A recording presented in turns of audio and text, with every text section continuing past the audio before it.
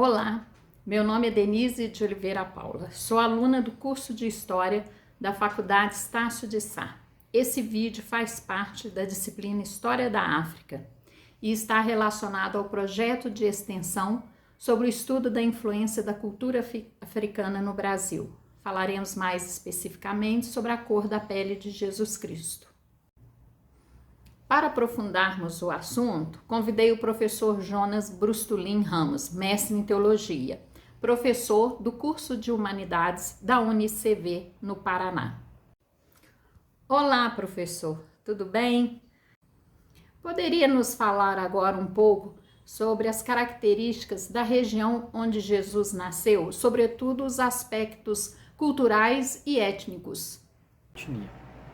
Bem, Denise, Jesus e também a Palestina, eles têm bastante contato, né, com a África, nas suas origens, o povo de Israel, o povo ali entre os judeus, os hebreus daquela época, aliás, antes ainda de Jesus, né, eles, entre as narrativas, é um povo que veio escravizado do Egito. Então José, a família dele, começa a crescer, a prosperar no Egito, depois eles passam a ser escravos, e nós temos ali todo o livro de Êxodo falando sobre a saída dessas pessoas de uma situação de escravidão, né? Principalmente pensando em um Deus que, respeitadas todas as religiões, mas na narrativa bíblica, é um Deus que ouve a voz do oprimido, ouve a voz do escravizado, e ele vai libertar, né? Ele vai levantar um libertador. Então, os hebreus, eles começam saindo do Egito e voltando ali para o que seria a sua terra de origem, né? Que seria a Palestina.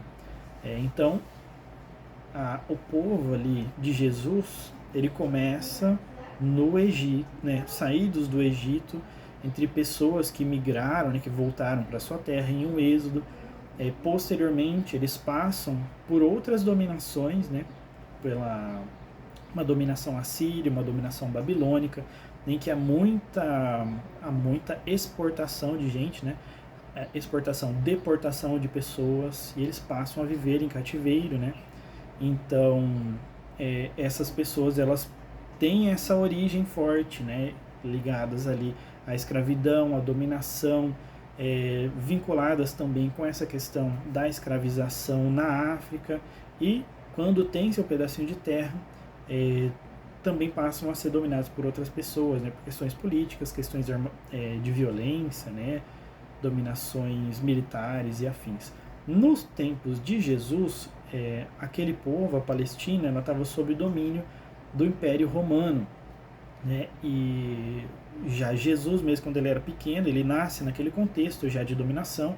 Quando ele era pequeno, um dos imperadores, ao ouvir sobre, um dos governantes, né, ao ouvir sobre a profecia de um menino que ia vir, que ia nascer que ia governar sobre aquelas pessoas, que ia mudar a história daquele lugar, ele começa a procurar quem é essa criança, e começa a matar a gente, né?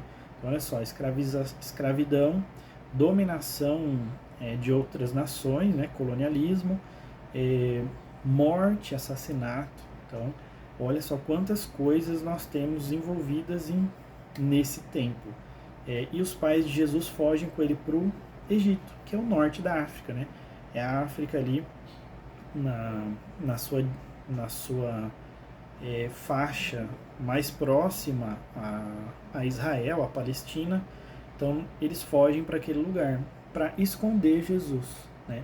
Alguns teóricos, né, alguns teólogos e pesquisadores vão inclusive dizer que Jesus não tinha nenhuma aparência branca. Jesus não era branco, pelo contrário, ele era um sujeito negro, né? Talvez um negro não retinto, mas era um sujeito negro. Então, como é que eu, Jonas, um sujeito branco, né, um homem branco, ruivo, vou me esconder na África, vou me esconder no Egito, né? Destaca-se logo, ele está ali, o branco ali, né? Mas Jesus, para se esconder, né, para fazer sentido que Jesus e a família dele se escondessem na África, a etnia deles tinha que ser aproximada, né? O aspecto físico, né, precisa ser aproximado. Como é que eu vou esconder uma criança branca, né, no contexto africano.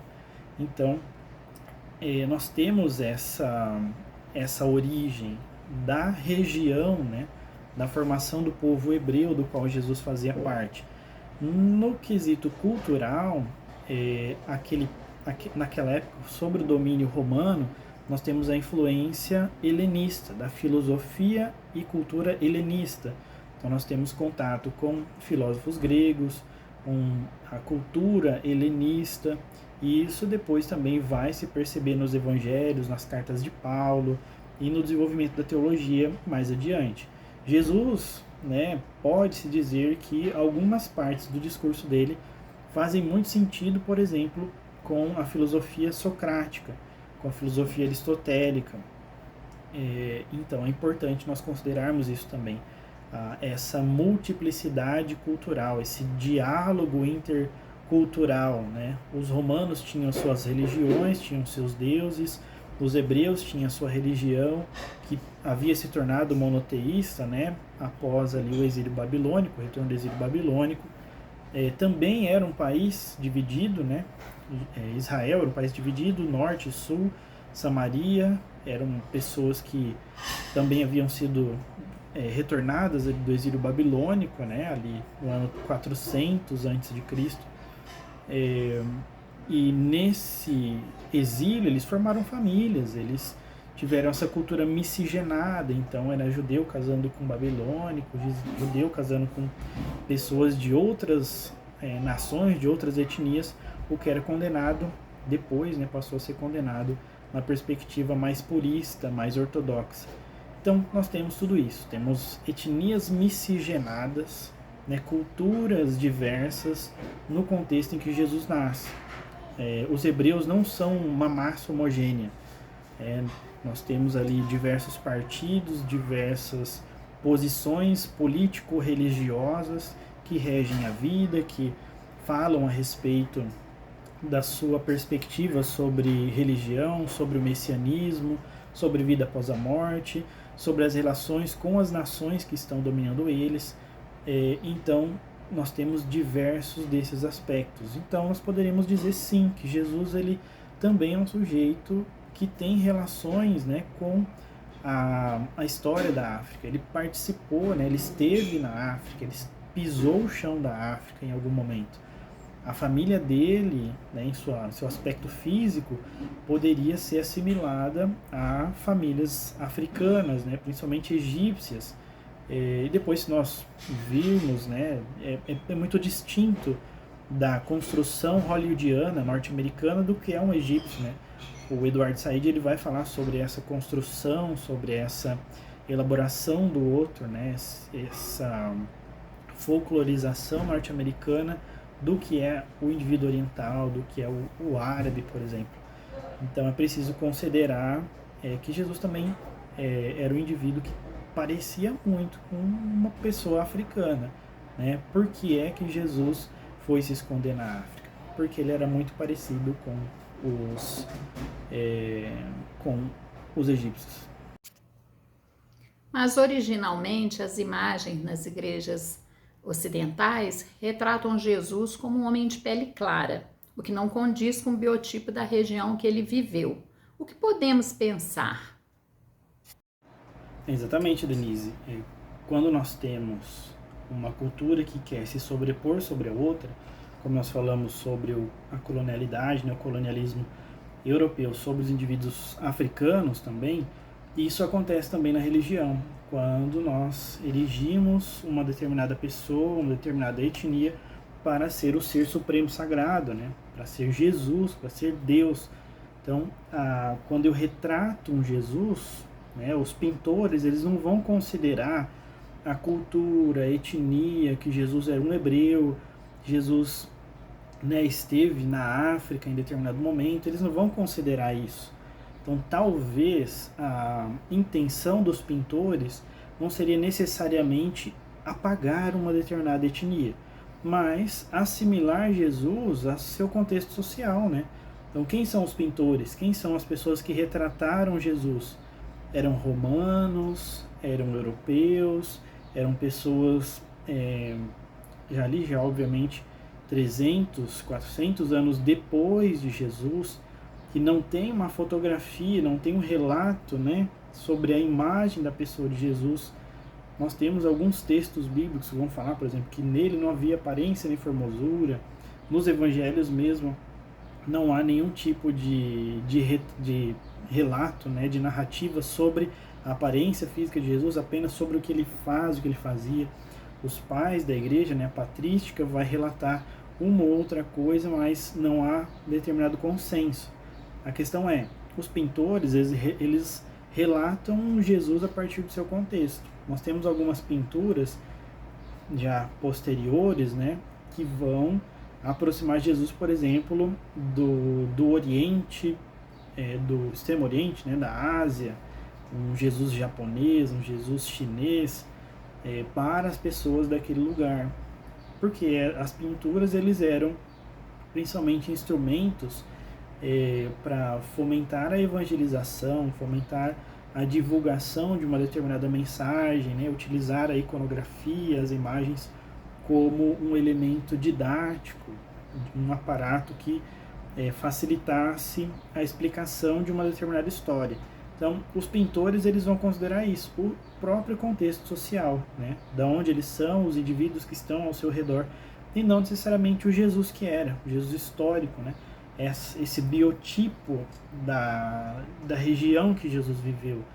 Então, e depois os europeus, os missionários também que vão ao continente africano, ao continente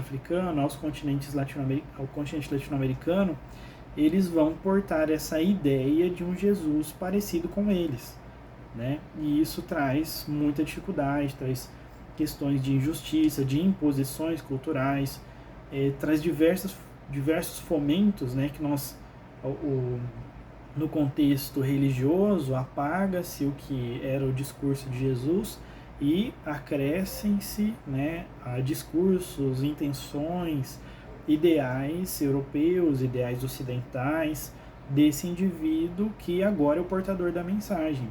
Ele porta a mensagem original, ele porta a mensagem, a intenção que Jesus tinha, era uma coisa que precisa ser julgada, precisa ser avaliada. Então, originalmente as igrejas, né, elas usam a iconografia, os vitrais, a arte, justamente para fazer uma conexão com o público ouvinte. É uma ferramenta pedagógica, né? Seria o slide, seria um PowerPoint, uma apostila hoje, é um elemento didático. E na elaboração desse elemento, né, nas pinturas, os pintores não consideraram a originalidade do indivíduo, né? O realismo, não consideraram isso, consideraram o seu contexto local. Então, conversar principalmente com as pessoas que estão vendo, que estão no lugar em que eles se encontram. E diferentemente de dizer, por exemplo, Jesus era um indivíduo negro não retinto, era um indivíduo com aparência X, com aparência Y. Jesus era palestino, né? Olha só como soa hoje, no contexto que nós nos encontramos, dizer que Jesus era palestino, né? Dizer que Jesus ele pisou em solo africano e se camuflou entre as pessoas de lá, né? Ele se disfarçaria tranquilamente, né? Se passaria por um egípcio tranquilamente. Então é justamente isso, né? Tem a questão da intenção do pintor, a intenção que foi utilizada posteriormente, da reconfiguração, né, do uso dessas imagens, da intencionalidade final da igreja, né, moderna, do cristianismo moderno, para a imposição, para fortalecer a sua autoridade sobre as demais pessoas.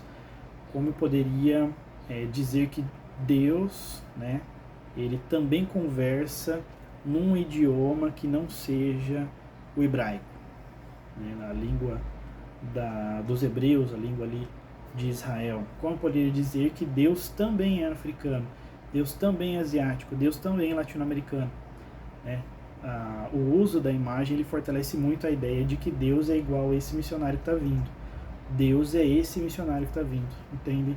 Então, valida muito, né, o discurso de quem chega, valida as intenções das pessoas que estão se chegando nos continentes ali africano, latino-americano, asiático, para trazer as suas mensagens, as suas políticas e as suas intenções. Diante disso, o que podemos observar também sobre a influência da cultura africana no Brasil?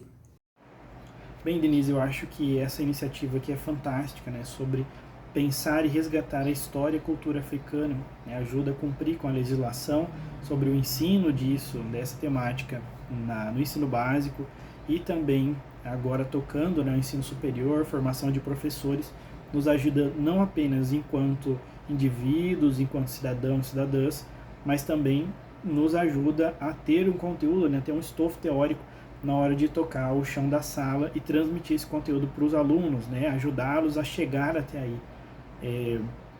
África e Brasil são parentes, são família. A África é a nossa grande mãe, né? Depois nós temos ali pais de outros lugares, da Europa, pais norte-americanos, pais japoneses, nós temos ali os pais indígenas, e no nosso Brasil ele é miscigenado. Nós temos o branco que casa com a negra, nós temos o mulato, temos o indígena, temos o cafuso, temos diversos outras etnias, né, outras formas que surgem. Então é importante que esse reconhecimento da cultura africana, essa valorização da história e saber desse contato, de como eles foram fundamentais para que o Brasil existisse, acho que ajuda principalmente a combater a intolerância religiosa, né? A África, quando os africanos chegam, né, eles trazem as suas religiões. Aqui no Brasil nós temos as religiões de matriz africana, como o candomblé, a umbanda, a quimbanda, que são ali também, né, religiões abrasileiradas, religiões brasileiras que têm fundamentos na África. Adaptações, são junções de religiões africanas e outras adaptações aqui no Brasil, né? Mas é importante que isso se valorize, né? Que não haja nenhum tipo de violência, de intolerância, de diferença no trato das outras pessoas por causa da religião. Que não haja, por exemplo, indiferença por causa da raça, que não haja intolerância racial, racismo religioso, racismo mesmo, né, estrutural. Nós temos isso no Brasil em diversas esferas, né, no âmbito religioso. Dentro do cristianismo nós temos diferentes pessoas em cargos distintos que são mais brancos do que negros. Nós temos, obviamente, o pentecostalismo, né, tido hoje como a religião mais negra do Brasil, mas ainda assim o racismo religioso existe, né? Essas religiões hegemônicas hoje elas têm algum tipo de relação intolerante com as religiões de matriz africana. Isso é muito importante que se rompa, né, que nós desconstruamos esse tipo de relação. Poderia finalizar, né, essa participação com a indicação de um livro, por exemplo.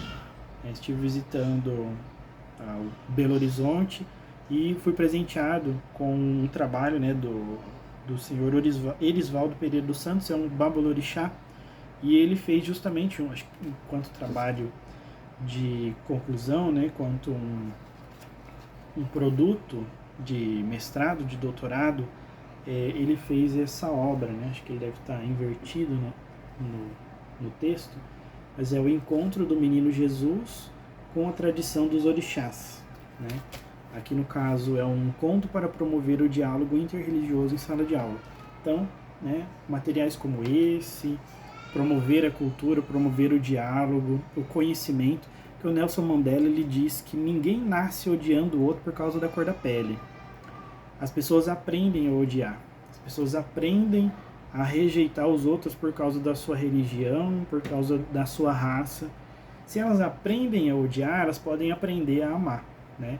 Enquanto teólogo cristão, né, que carrega Jesus dentro do peito, eu gostaria de deixar esse tipo de mensagem no final, que nós possamos, a partir desse novo conhecimento, né, esse pedacinho novo de conhecimento da importância da África, da importância das pessoas, que nós não façamos distinção entre uma pessoa e outra, que o próprio Jesus não faz, Deus não faz acepção de pessoas, é um texto do apóstolo Paulo. Então, não façamos distinção, né, acepção de pessoas, seja por causa da sua religião, por causa da sua etnia, da sua raça, da sua cor, que nós façamos isso, então, né, que abramos mais os nossos ouvidos, os nossos braços para o diálogo e para a relação com as pessoas, né, e quebrar de vez esse racismo estrutural, racismo religioso, a partir da educação. Muito obrigada por ter aceitado o convite, professor Jonas. Novamente quero agradecer, né, por participar desse projeto. Acredito que seja muito importante na nossa formação enquanto professores, na formação da cidadania no Brasil. Muito obrigado, Denise, por esse convite. Conte comigo para demais outras demandas, demais outras solicitações. Fico muito feliz de poder contribuir, principalmente com um projeto tão importante, tão relevante como esse. Tchau, tchau.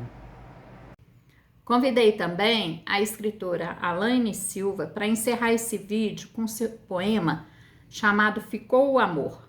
Obrigada por aceitar o convite, Alaine. Eu que agradeço. Poema Ficou o Amor. Amo um rosto sem forma, amo um rosto que não sei qual é, mas sei que seu nome é o nome, essa é a minha fé. Amo uma figura branca, cabelos longos a pregar, sandálias de couro curando pessoas, ora andando sobre o mar. Sim, eu amo o homem negro que a ciência está a comprovar. A pele no sol do deserto não me interessa a cor. Ficou o amor, ficou o que interessa. Isso é tudo que eu sei e é o que eu tenho a dizer. Te amo, Jesus, seja como for.